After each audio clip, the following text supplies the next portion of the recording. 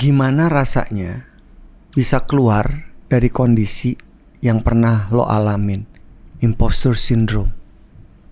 Langsung nih. Iya. Jangan tunggu. Oke, langsung ya. Kita anaknya emang langsung banget. Keluar dari imposter syndrome. Keluarnya sebetulnya banyak caranya. Cuman lo mau kita ngobrolin soal imposter syndrome dulu gak? No, I want to know. Enggak, langsung ya? Maaf, gue gak boleh ngomong berbahasa Inggris terlalu banyak. Gue pengen tahu gimana lo bisa keluar dari kondisi itu. Keluar dari kondisi itu adalah karena gue baca satu buku dari Marcus Aurelius yang judulnya Meditations. Dimana karena tahun 2022 ibu gue meninggal. So kematian itu menjadi sangat dekat di hidup gue waktu itu. Makin sadar gue bahwa kematian itu bisa datang kapan aja. Terus waktu gue baca buku Marcus Aurelius itu, gitu kan, lu udah baca juga dong pasti kan. Jadi di situ dibilang bahwa kalau kita mati besok, apa hal yang mau lo kerjain hari ini? Jadi gue nganggep bahwa gue nggak bisa nunggu lagi. Gue harus kerjain apa yang butuh gue kerjain hari ini, detik ini, menit ini, karena death is imminent. Apa yang membuat lo memiliki situasi imposter syndrome? Apa penyebabnya? Yang membuat gue itu agak panjang, boleh nggak? Boleh dong, boleh banget. Jadi imposter syndrome ini gue alami kalau dalam konteks gue ngajar ya, Win. Kalau dalam konteks ngajar itu adalah karena gue selalu ngelihat profesi guru itu sebagai profesi yang sangat tinggi. Bokap gue itu dosen S2 di UI. Profesor. Dia profesor juga di PhD dari Ivy League di Amerika, dari Cornell, one of the best university in the world. Sampai akhirnya dia PhD, dia bikin banyak buku tentang politik dan dia akhirnya ngajar. Jadi gue ngelihat bahwa profesi mengajar ini posisi yang sangat tinggi sebenarnya. Dan gue ngerasa waktu itu adalah siapa sih gue? Ilmu gue tuh belum cukup buat ngajar. Karena gue selalu melihat profesi ngajar itu adalah lo kalau udah punya PhD, lo udah nulis buku, kayak lo udah nulis buku gitu kan. Gue nganggep bahwa ilmu gue tuh belum cukup buat gue ngajar. Tapi itu berubah sih, terutama akhir-akhir ini karena gue diceburin, thank you. Awalnya gue gak bisa nafas, up. Tapi ternyata itu tuh kayak bubble ya di subconscious lo kayak semua experience lo, semua pengalaman hidup lo yang 30 tahun di dunia komunikasi tuh kayak bubbling up ketika gue ngajar. Ternyata gue bisa. Cuma selama ini gak gue keluarin aja karena gue gak merasa gue cukup ilmu buat ngajar. Akhirnya ya ternyata bisa ya gitu. Menderita banget dong. Apa efeknya? Waktu gue mengalami imposter syndrome itu pasti menderita lah. Karena gimana sih lo gak punya rasa cukup ketika lo di depan orang. Lo kan harus, ketika lo ngajar kan lo harus overflowing ya. Tapi kalau gelas lo kurang, apa yang mau lo bagi? Jadi waktu itu salah satu cara selain baca buku dari si Marcus Aurelius itu, gue adalah gimana caranya gelas gue itu selalu terisi gitu. Jadi selalu dalam keadaan terisi, dan kalaupun agak kosong gue akan isi terus sampai penuh supaya overflowing, supaya keluar airnya dari gelas. Karena di saat itulah gue bisa sharing apa yang gue punya gitu. Tapi dari kecil lo gak punya isu apapun yang berhubungan dengan kondisi yang membandingkan dengan orang lain? Lo merasa happy-happy aja? Atau ini beda ceritanya? Kecil kan gue sih introvert ya kecil. Dari kecil tuh gue introvert sebenarnya. Gue pernah waktu itu gue inget banget lagi acara Kartinian, gue didandanin sama nyokap gue. Wah udah pakai baju yang bener-bener, wah pakai make up segala macam, dari rumah tuh udah heboh banget. Waktu itu gue masih TK. Terus gue harus naik panggung. Gue udah dandan, nyokap gue juga udah anticipating, wah di panggung nih anak gue bakal keren. Gue liat itu panggung, gue freeze, gue gak berani naik. Gue tuh ngerasa gak pede buat ada di panggung. Waktu semua mata tuh ngeliat gue, orang-orang tuh perhatiannya ke gue semua. Ternyata gue gak suka itu. Makanya aneh banget kan, gue ngambil profesi di dunia komunikasi di mana itu sangat menarik perhatian sebenarnya kan. Iya, walaupun ada di balik layar pertama kali di ruang studio, di radio. Iya. Dan waktu itu tujuan gue, I Oh nggak boleh jangan bahasa Inggris ya? Bebas. Oh iya. Saya harus dengan bahasa Indonesia. Oh kalau kau Ibu terbatas, kalau aku bebas ya, jadi aku boleh ya. Boleh. Aur-auran. Waktu itu kenapa gue jadi penyiar? Karena gue emang seneng banget sama radio. Gue tuh gede dengan dengerin radio. Perjalanan dari rumah ke sekolah itu dengerin radio. Waktu itu gue inget banget yang siaran itu adalah Ida Arimurti, Krisna Purwana. Karena itu adalah dua penyiar favorit bokap nyokap gue. Senior. Jadi gue pengen banget jadi penyiar as a profession ya, dan bukan sebagai batu loncatan. Kan orang banyak yang menjadikan profesi penyiar tuh nanti mau masuk TV. Gue sama sekali nggak ada. Jadi bukan batu loncatan. Mengejar pekerjaan sebagai penyiar radio itu bukan batu loncatan. Bukan. Makanya gue, lo bisa tanya sama teman-teman gue dulu di MRA Group, di Female, di UFM. Gue tuh penyiar yang di Bandung. Gue tuh penyiar yang paling jarang izin buat MC atau buat syuting. Karena bagi gue profesi gue itu adalah penyiar, bukan MC, bukan presenter. Gue sangat suka profesi sebagai penyiar itu gitu. Jadi orang tuh bingung, lo kok introvert tapi kok lo penyiar? No, I like the job. Dan the fact bahwa people can see me makes me even I felt better at that time. Jadi abis kejadian naik panggung dan kemudian ternyata tidak berani naik panggung, apa yang terjadi setelah itu yang berhubungan dengan rasa tidak nyaman? Apa semua yang berhubungan dengan semua mata memandang kemudian lo menarik diri, sama seperti kejadian panggung itu waktu masih bertahap ya? TK. Jadi sebetulnya step gue jadi penyiar itu cara gue keluar dari comfort zone gue. Jadi gue emang pengen banget jadi penyiar, dan komunikasi tuh selalu menarik buat gue dari kecil. Gue tuh kecil tuh kerjanya ya, selain gue seneng siaran itu adalah gue, lo tau kaset dong. Kaset tuh, nyokap gue kan punya kaset-kaset. Itu gue rekamin di rumah. Pakai jadi tape. kaset penyanyi yang ada punya nyokap, iya. Lo tiban. Gue tiban, pakai terus gue suara pura-pura jadi penyiar. Jadi nyokap gue lagi nyetir ya kan, terus tiba-tiba halo, ada suara gue mengantar lagunya. Nyokap gue, apaan kaset gue hancur semua. Ya gitu, saking sukanya gue jadi penyiar. Obses, gue pengen banget jadi penyiar. Dan akhirnya jadi penyiar. Dan itu tuh waktu gue mulai bersahabat dengan rasa takut gue dilihat orang. Dan gue inget banget gitu si Mutia Kasim, temanmu ya. Hai Mukas. Mukas tuh sampai, Irina, kenapa sih? Kok kamu tuh selalu gak nyaman kalau orang merhatiin? Tapi kalau siaran you look very comfortable. Tapi begitu di depan panggung atau pas nge-MC tuh kayak the attention people gave me tuh bikin gue freak out gitu. Ya gue belajar untuk bersahabat dengan itu. Tapi memang gue ngerasa bahwa penyiar itu gak selalu lo harus tujuannya untuk populer kok. Karena it's not my aim at that time. Dan gue ngerasa bahwa populer itu justru banyak bebannya. Lo ngerasa gak sih kayak lo gitu kan? Mungkin di the height of your career when people know you, lo gak free lo. Iya. Ya kan, lo jalan, ya kan? Saya mengerti, Bu. Ngerti banget kan, dikejar-kejar gitu. Gitu. Gue tuh takut liatnya. Gue tuh takut, gue nggak ngerasa bahwa itu adalah porsi gue dalam hidup. So I always beberapa kali gitu Mukas bilang syuting ini, audisi ini, gue nggak pernah mau. I just want to be a broadcaster at that time. Gue nggak mau casting kayak gitu-gitu. Jadi trigger terbesar adalah setelah baca buku. Trigger keluar dari imposter. Iya, ya kan? Ya bisa dibilang begitu. Bisa dibilang gitu. Jadi tapi rasa tidak nyaman itu terus ada. Walaupun ya. bergulir terus pekerjaan siaran, pindah radio. Oh iya. Dan seterusnya. Iya, karena selalu gue dapat gini. Gue selalu dapat prime time ya. Gue pengennya tuh siaran di kepala gue siaran sendiri, nobody knows me, gue happy dong. Tapi gue selalu ditaruh karena bos gue selalu bilang, Irina, you have the voice, you have the look, you have the talent. Lo harus di prime time, either prime time pagi, prime time sore. Bahkan di Cosmopolitan prime time sore, gue sambil nyanyi. Menurut Ngana. Dan itu berapa kali tuh gue nyanyi diliatin sama pendengar datang khusus buat liat gue nyanyi. Gue nyanyi sambil siaran dulu, segila itu ya.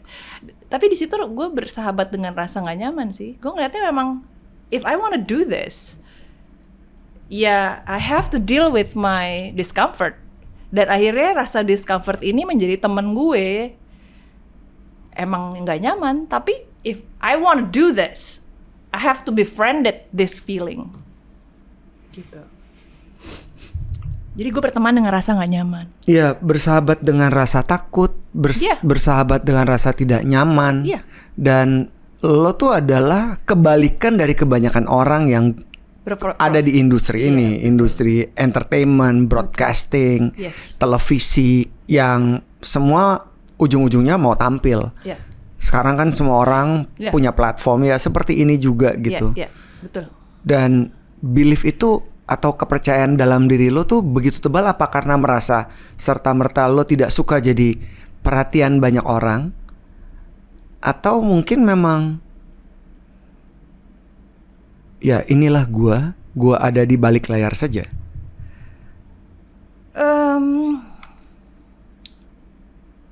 Gue ngerasa bahwa now at this point I have something to give. Gue ngerasa bahwa yang gue punya itu udah cukup untuk gue bagi. Gue udah bisa menerima bahwa gue ada bakat memang di dunia komunikasi. Entah kenapa gue ngerasa bahwa itu adalah salah satu talent gue dalam merangkai kata sebenarnya. I always love to read books, dealing with words, analyzing. Dan sekarang ini gue jauh lebih nyaman di dunia ini karena gue ngerasa bahwa ini memang bukan ruang buat ekstrovert doang. Ini ada ruang buat si introvert. Dan kenapa gue ngerasa bahwa gue tuh harus ada di sini? Karena yang kayak gue tuh banyak. Sangat banyak. Justru lebih banyak. Kayaknya dunia ini lebih banyak orang introvert. Yes. Gue lebih banyak ketemu orang yang gak bisa ngomong. Gue lebih banyak ketemu orang yang demam panggung, yang freeze kalau diliatin orang. Jadi gue ngerasa bahwa this is why I'm here.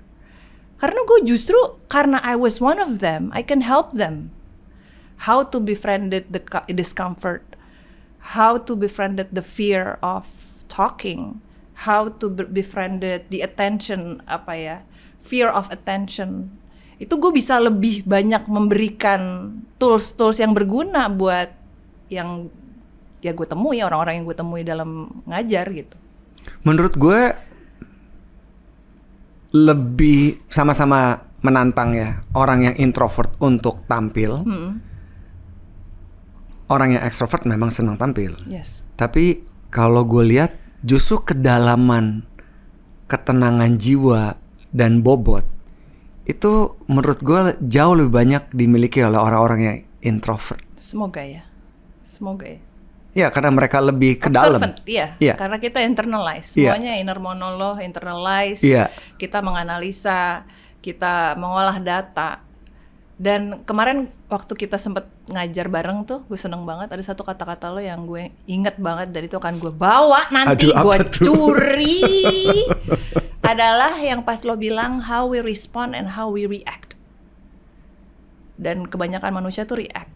Harusnya kita respon gitu. Kalau gue ngelihat itu kelebihan introvert, dalam arti ekstrovert juga banyak kelebihannya. Cuman introvert itu kebanyakan respon. Mereka nggak reaksi karena nggak impulsif kan. Impulsif tuh sifat ekstrovert. Jadi si introvert ini lebih karena dia ke dalam, dia jadinya respon karena dia analisa dulu sama dia, baru dia respon gitu. Dan gue ngerasa di banyak hal justru respon itu memang harus dilakukan oleh orang instead of reacting. Sekarang ini kan dunia reaktif banget ya. Kalau orang itu menganalisa cara dia merespon sebuah masalah atau cara dia merespon masalahnya dibanding bereaksi, itu akan jauh lebih tenang deh dunia ini. World peace, Miss Universe. Ya, jadi sekarang apa tuh? Kalau orang kayak lo nih udah bisa dibilang lebih ekstrovert dong. Karena sudah nyaman. Semakin nyaman ya. Gue lebih nyaman sama diri gue sendiri karena apa? Salah satu yang menarik dari salah satu modul talking itu yang masalah lu gimana caranya lo menyeimbangkan antara thinking sama feeling. Itu tuh menolong gue banget. Terima kasih Erwin. Sama-sama Irina, terima kasih juga untuk semua guru-guru. Jadi thinking sama feeling itu kayak setiap manusia akan selalu struggling antara logika sama insting, logika sama emosi, logika sama feeling. Kita selalu mencari balance itu. Dan gue percaya bahwa manusia itu nggak akan pernah mencapai titik sempurna dalam balance. Kita selalu kayak, kadang logikanya naik, kadang emosinya naik gitu. Gimana caranya nyari balance itu? Dan sepertinya kalau gue retrospeksi bisa dibilang bahwa makin lama sih tingkat naik turunnya tuh lebih sedikit. Logika sama emosi gue naik turunnya lebih sedikit dibanding dulu. Jadi jauh lebih nyaman, lebih tenang. Artinya semua orang harus punya kesadaran itu dong ya? Iya. Sampai ada di level dimana mereka bisa mendekatkan gap yang jauh menjadi lebih dekat. Iya dong. Dengan memperbesar salah satu sehingga dia tidak terlalu jauh. Iya, benar. Karena apa? Gini, orang tuh kalau ngomong soal positive thinking selalu beranggapan bahwa we have to kill the negative feeling in our heart, in our emotion. Padahal menurut gue enggak. Fear, anxiety itu ada di dalam diri kita. Pikiran jelek tuh ada. Dan kalau kita bunuh, itu malah kita nge-repress kan. Ya nggak apa-apa muncul di alam bawah sadar kita, di pikiran kita. Cuman ya gimana caranya supaya itu nggak overpower us. Itu nggak, fear itu nggak membuat kita melakukan, jadi kita nggak bergerak karena fear, tapi kita bergerak karena hope. Tidak merasuk dalam pikiran dan perasaan kita, rasa takut itu. Bahkan semua superstar dunia pun ketika mereka ingin tampil, mau jam terbangnya udah ribuan kali, tetap mereka punya rasa tidak nyaman di balik panggung gitu kan. Ada yang muntah dulu. Pasti. Ya kan, ada yang muntah dulu, ada yang sampai tangannya dingin. Mereka punya banyak ritual malah setahu gue ya, untuk si orang-orang hebat ini. Karena memang tanggung jawabnya besar loh. Balik lagi ke omongan tentang introvert dan extrovert, karena ini kan berhubungan dengan psikologi manusia. Terus kan ada orang yang sangat feeling, ada orang yang sangat thinking. Bahkan orang yang sangat thinking sekalipun menurut gue, pengalaman gue, kalau kita sentuh perasaannya dengan tepat gitu, mereka juga akan melunak sebenarnya. Iya kan? Iya. Gue pernah baca di satu buku, The Law of Human Nature, itu yang nulis Robert Greene. Mayoritas manusia itu bergerak karena emosinya sebenarnya. Kita tuh bergerak tuh karena emosi. Mungkin kita bisa bilang logika gitu yang membuat kita ada di satu titik. Tapi kebanyakan manusia itu bergerak karena emosi. Jadi kalau kita disentuh, manusia itu sangat responsif sama emosinya. If we know how to connect with people through emotion, that's where the good thing will start to happen. Dan akhirnya kita bisa nyambung. Iya. Ada nggak sekarang setelah sudah lebih ekstrovert dibanding Irina Dewi yang dulu? Ritual-ritual, iya kan? Ritual-ritual apa yang lo jalanin? Terutama kalau mau ngajar high level. Gue selalu ngomongnya gini, kan beberapa kali orang, Irina, you're an introvert, how come you're here? Salah satu yang gue seneng di talk ini nyambungnya nih, karena gue percaya banget itu ada di mindfulness ya, di nafas satu. Ketika lo sadar sama nafas lo sadar bahwa lo lagi panik, lo sadar bahwa rasa ketakutan itu mengontrol lo sadar sama nafas lo. Makanya gue selalu sebelum mulai itu selalu bilang breathe, relax, balance tuh itu. Karena begitu nafas gue teratur, logika gue muncul kan, logika gue jauh lebih tinggi dari emosi gue. Lebih tenang berpikir dan clear. I'm here to teach, I'm here to give people something. Jadi ya rasa takut itu ya turun gitu. Mungkin kalau waktu itu di modul kayak hormon kortisol dan hormon testosteron itu ya. Yang kalau kortisol kan hormon stres gitu.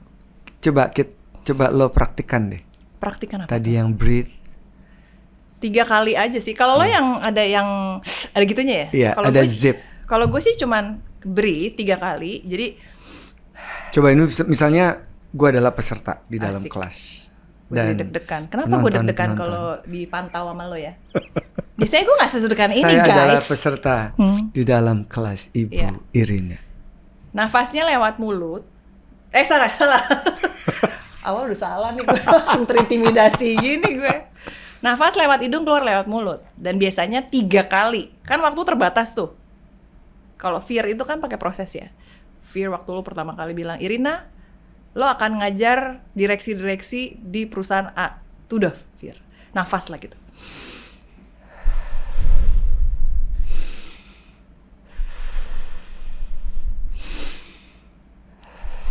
Setelah 3 kali nafas, gue ngerasa tuh bahu gue tadinya tegang, jadi sangat rileks.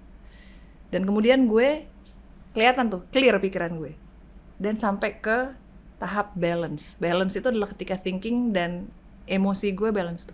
Baru selamat pagi semuanya. Gitu. Breathe, relax, balance. Jadi 3 state yang harus gue lewatin kalau gue mau ngomong depan orang. Breathe, relax, balance. Jadi balance. BRB gue bilangnya. BRB. Jadi orang-orang be right back, Bu. Bukan be right back. Breathe, relax, balance. Itu mantra gue untuk pendekatan gue terhadap semua hal sih. Karena ketika gue lebih sadar sama nafas gue lebih bisa untuk berpikir. Bahkan untuk hal-hal yang major ya, kayak memutuskan sesuatu yang besar. If we remember how to breathe, our head is much clearer. Kita nggak terlalu overcome by emotion, overcome by fear, anxiety, bingung A atau B. Karena kita tahu A atau B. Kita tahu. Kalau sekarang lo melihat diri lo, lo yang sekarang, kayak apa? Gue melihat diri gue sebagai orang yang sudah bisa bersahabat dengan hal-hal negatif yang ada di dirinya. Dulu gue deny. Dulu tuh gue bingung. Kenapa sih gue tuh takut banget kalau diliatin orang? Kenapa sih Irina lo tuh gak pede banget? Jadi I always have this voice in my head that I'm not good enough gitu. Cuman gue ngerasa sekarang gue lebih bisa bersahabat dengan hal-hal jelek. Contoh, gue adalah orang yang sangat gampang marah. Itu family trait. Oh iya? Iya, family gue trait gue. Gue gak pernah lihat lo marah. Nah, ya, selama kita berkenalan 20 tahun lebih. Gue orang yang pemarah karena keluarga gue, nyokap gue pemarah, bokap gue sih enggak ya, cuman keluarga nyokap gue itu keluarga Sumatera yang emang tuh semuanya tuh dibawa marah gitu. Proses negosiasi tuh kalau nggak pakai marah sama tukang sayur tuh nggak kelar gitu. Selalu intinya Irina lo harus marah supaya sayur yang dibeli murah gitu, tau gak sih lo, nyokap gue gitu. Karena dia ngerasa bahwa kalau lo nggak marah lo kan diinjek-injek sama orang. Itu prinsip nyokap gue. Dan sebagai orang Sumatera mungkin itu benar. Cuman nowadays ketika dunia ini begitu chaos, anger is not the solution gitu. Dan gue mulai belajar untuk bersahabat. Oke, ada nih bakat pemarah gue di genetik gue. Gimana caranya supaya marah itu ada, cuman di manage, bukan dihilangkan dan di-deny ya. Kalau di-deny itu bahaya kalau menurut gue.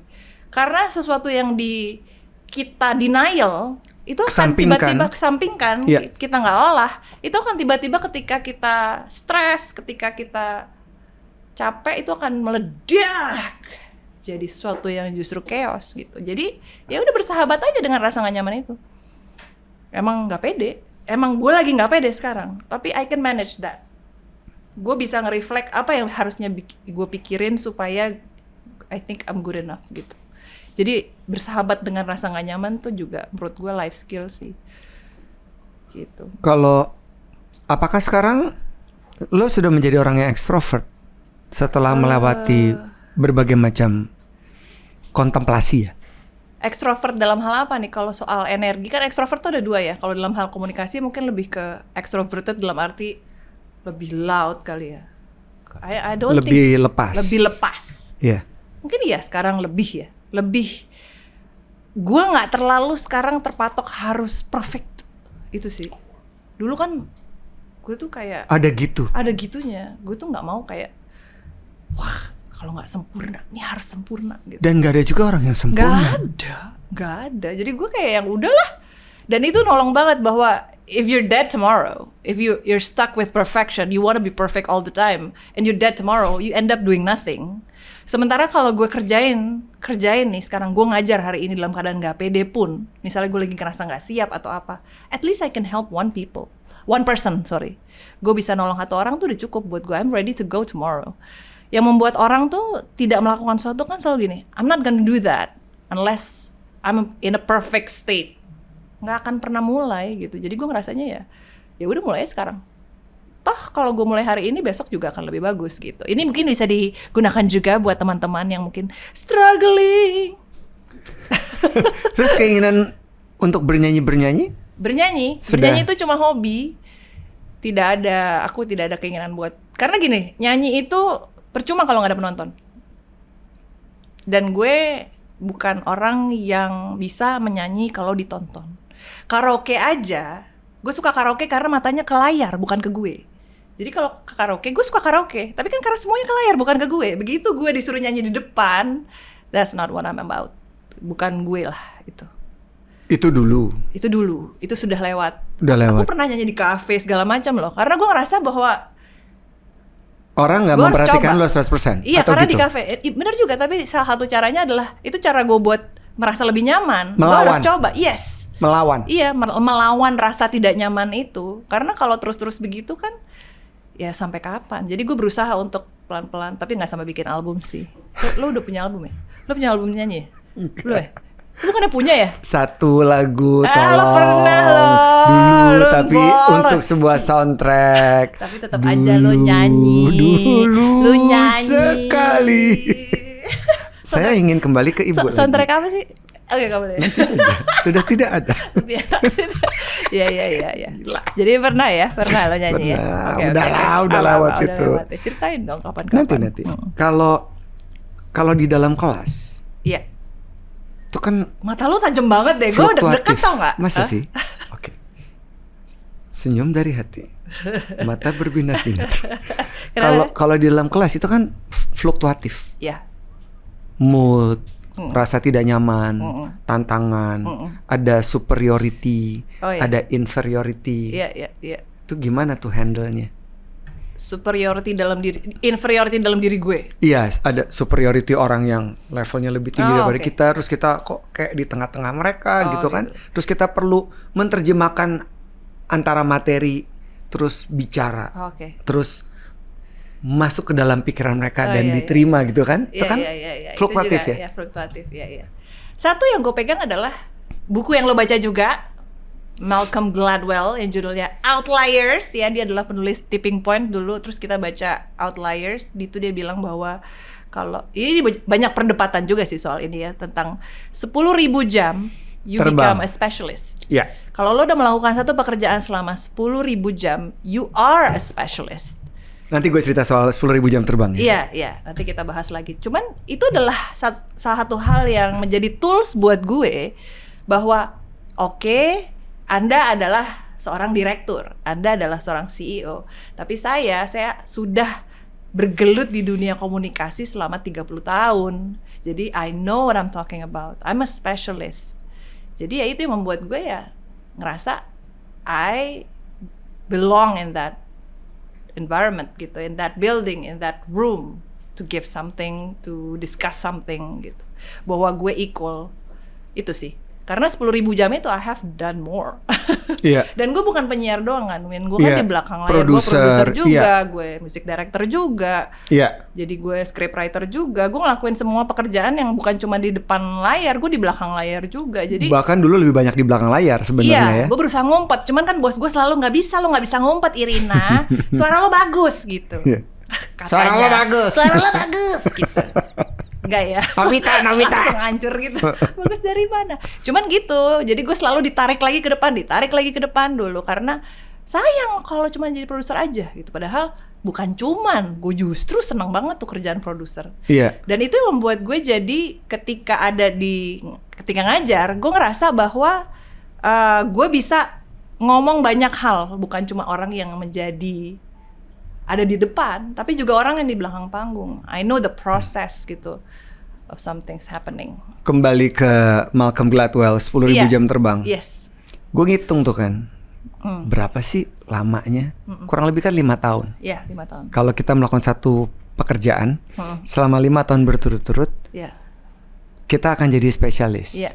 Kalau balik ke pengalaman gue, udah 19 tahun ngajar kan nih, tahun 2023 ini, mulai 2004. Di 5 tahun pertama tuh gue belum spesialis, Rin. Oh, oke. Karena medannya terlalu berat ya, terlalu fluktuatif. Oke. Gue ada di sini, kemudian peserta tuh ada di sini jauh sekali. Oh, oke. Hanya mahir bicara saja tanpa bisa memberikan impact tuh frustasi. Jadi 5 tahun tuh ada rasa Tidak nyaman. Sangat tidak nyaman, frustasi, deg-degan, takut, gitu kan. Udah lewatin 5 tahun, baru gue lebih nyaman di 5 tahun berikutnya. Jadi 15.000 jam terbang ditambah 15.000 jam terbang. Kemudian di siklus kedua 15.000 jam terbang itu, gue udah mulai ngerti. Oh, ini caranya mesti gini. Ini caranya mesti gini. Gitu. Iya, ini caranya mesti gini. Oh, langkah pertamanya mesti gini, jangan begini gitu. Dan gue akhirnya menyimpulkan dari pengalaman gue sendiri, 15.000 jam terbang pertama itu sebenarnya kita adalah generalis. Oh, oke. 15.000 jam berikutnya adalah kita menjadi spesialis. Tapi kan kayak lo bertumbuh, selalu menantang diri.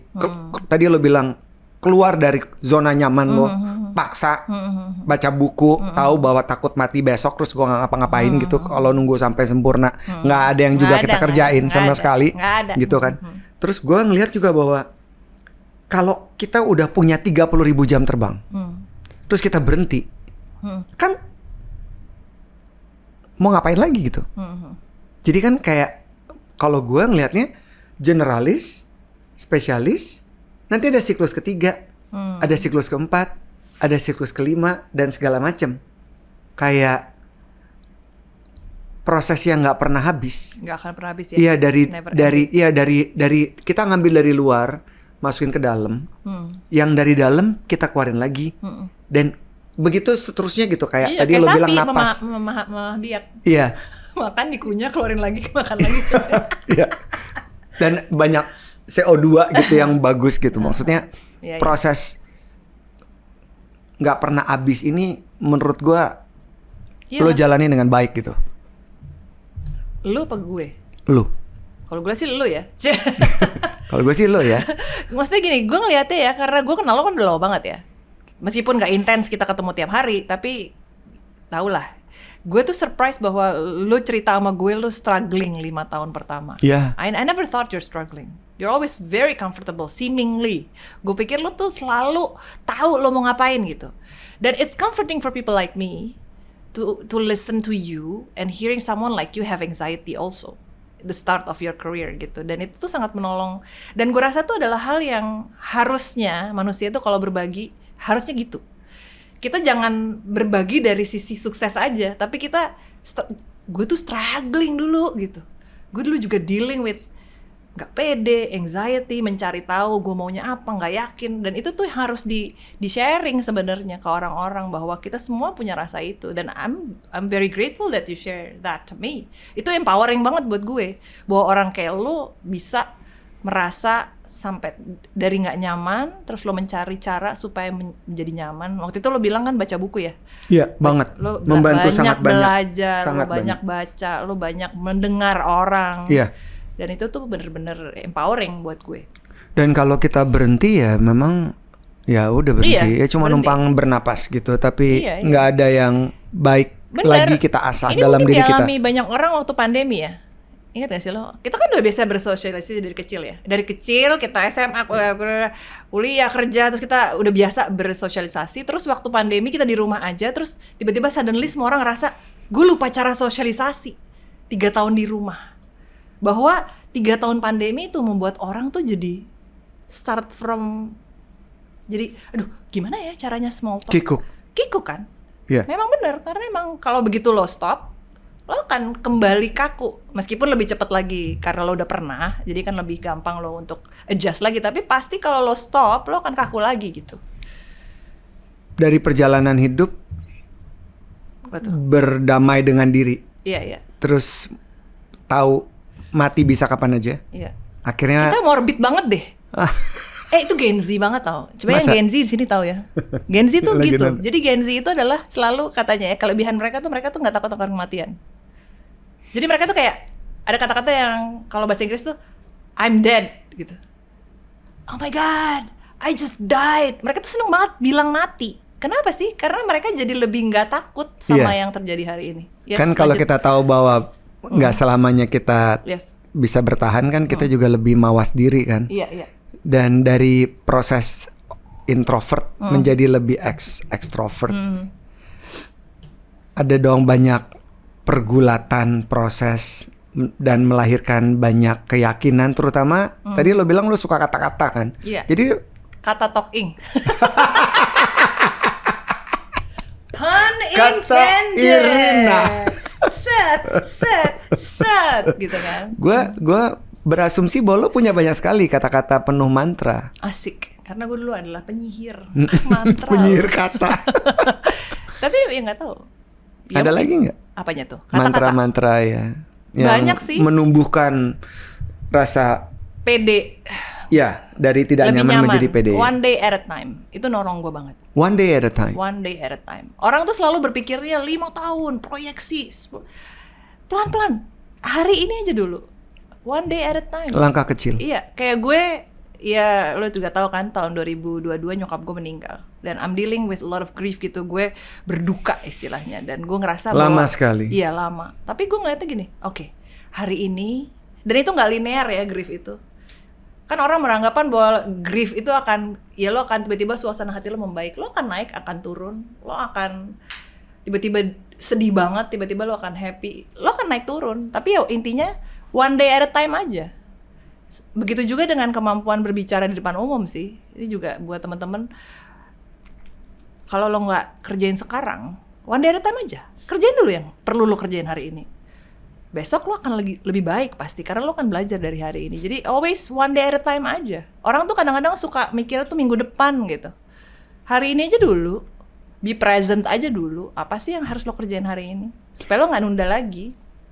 Ini pertanyaan terakhir. Aduh kok bentar banget sih, kayak baru mangap gue. Abis ini lo nyanyi dong. Abis ini lo nyanyi. Pertanyaan terakhir apa tuh? Tips buat teman-teman yang saat ini masih berjuang. Imposter syndrome. Imposter syndrome. Takut Ini gue nggak belum nyaman jelasin dan imposter segala syndrome macam. apa loh. Mungkin Oh, takutnya ya. terjadi. Silakan. Jadi imposter syndrome itu teman-teman adalah satu istilah yang sebetulnya sudah keluar dari tahun 70-an. Cuman mulai populer lagi nowadays karena jadi menurut penelitian terakhir di KPMG, gue baca di sebuah artikel di Forbes bahwa 75% perempuan terutama di perusahaan itu mengalami yang namanya imposter syndrome.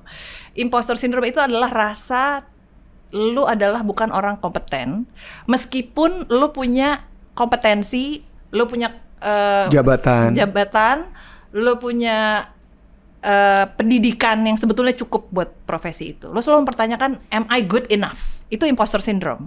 Dan lucunya ini dialami oleh banyak perempuan. Salah satunya yang mengalaminya adalah Michelle Obama. Lo bayangin nggak? Michelle Obama juga mengalami imposter syndrome. Gue juga kaget. Mungkin karena suaminya. Mungkin ya, suaminya keren banget ya. Tapi mereka sama-sama lawyer sebenarnya kan. Dan ini ternyata banyak perempuan-perempuan CEO gitu ya, manajer yang mengalami ini. Dan ternyata 75% itu perempuan, lebih banyak dari laki-laki. Dan contohnya gini, lo pernah dengar Simon Sinek nggak? Yes. Iya kan, yang menulis buku Iya, betul. I Started With Why. Why? Big why. Big why. Dia bilang gini, bedanya laki-laki sama perempuan menghadapi imposter syndrome ini. Laki-laki ada 10 kriteria pekerjaan. Di sebuah pekerjaan dia butuh 10 kriteria. Ada perempuan, ada laki. Laki, meskipun cuma memenuhi 3, dia akan tetap apply. Perempuan, kalau nggak mencapai 9 dari 10 kriteria, dia nggak mau apply pekerjaan itu. Laki-laki lebih berpikir, oke, gue cuma punya 3 sih dari kualifikasi, but I will fake it till I make it. Sementara kalau perempuan lebih yang, gue gak akan mampu kalau gue gak punya 9 at least kriteria itu. Jadi we're very critical to ourselves.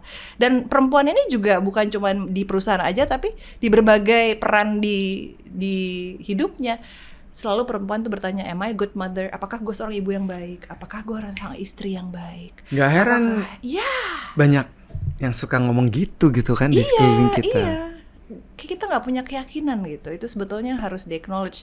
Dan bahwa imposter syndrome ini dialami oleh banyak wanita. Karena memang pressure menjadi perempuan. Perempuan tuh harus sempurna gitu loh, Win. Ya kan? Coba deh. Makanya ada make up.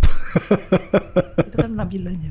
Gimana lipstick gue masih ada gak nih? Masih dong. Jadi perempuan itu harus menjadi ibu yang gimana, istri yang gimana. Kalau lo berkarir, anak lo harus gini. Kalau lo berkarir, anak lo mungkin kurang di sekolah, lo akan dijudge. Istrinya yang dijudge, suaminya dijudge nggak? Belum tentu. Suami kerja mah kerja aja. Iya. ya kan? Iya. Jadi pressure agak tidak ini ya, tidak adil ya. agak tidak adil di situ. Jadi sebetulnya ya harus disadari bahwa ya imposter syndrome itu wajar dialami oleh banyak perempuan. Laki-laki juga ada ya mengalami imposter syndrome. Lo kayaknya nggak pernah ya? Ya itu kan gue cerita. Oh ya, tapi itu ya. Lo Awal-awal.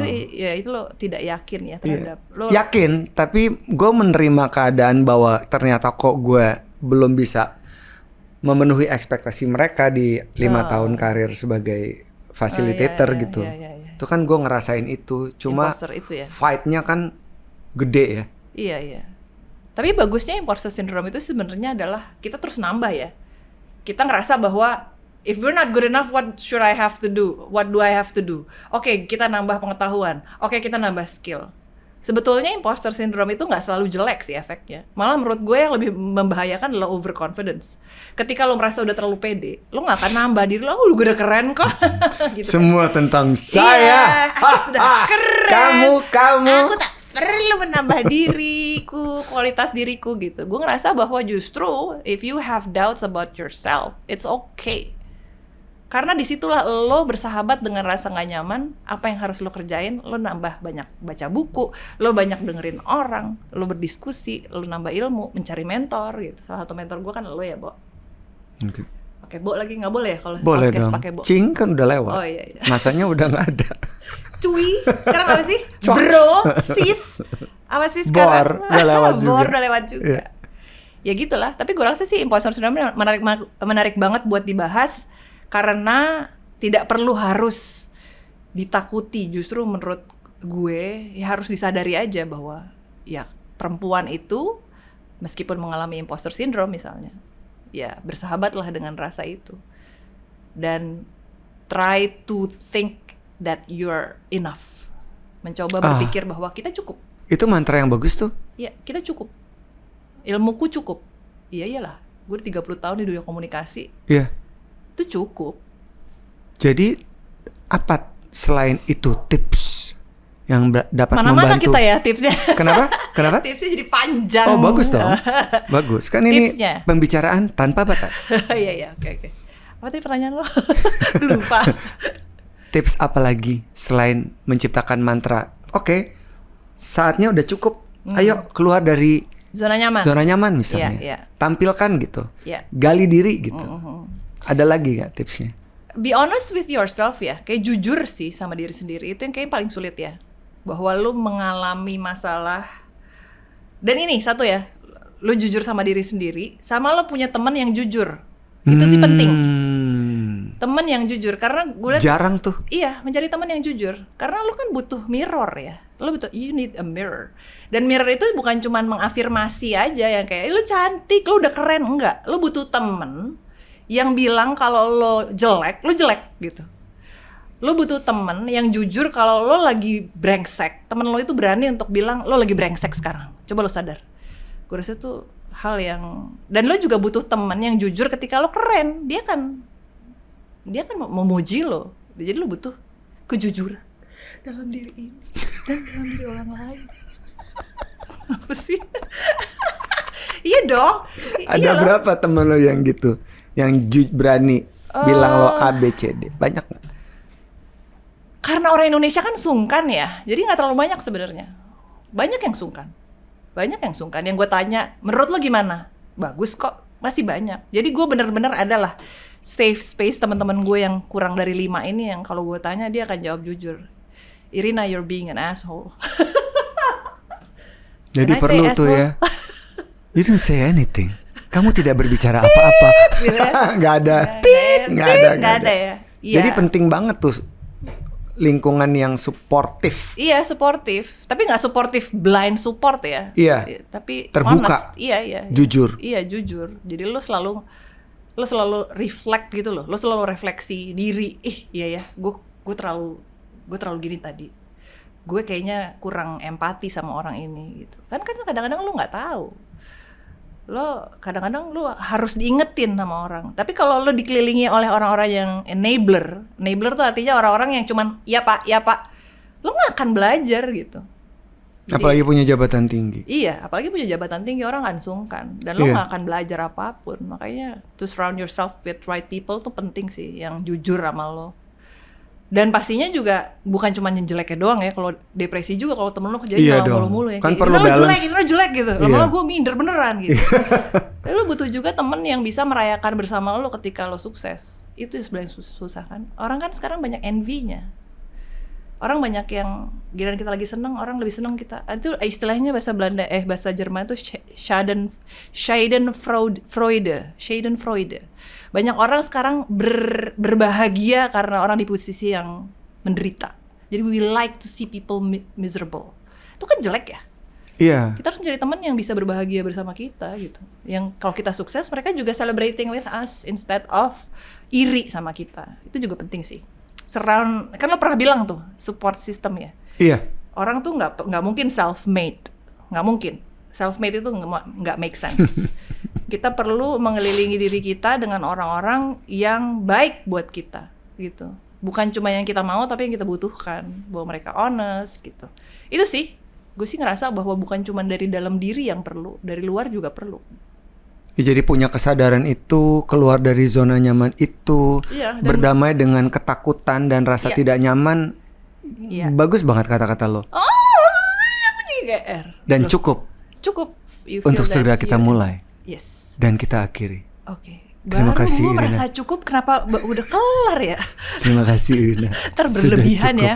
Kalau misalnya kita jalan terus jadi berlebihan. Terima kasih Irina. Oke. Sudah cukup. Terima kasih Sampai jumpa. Erwin. Oke, Kak.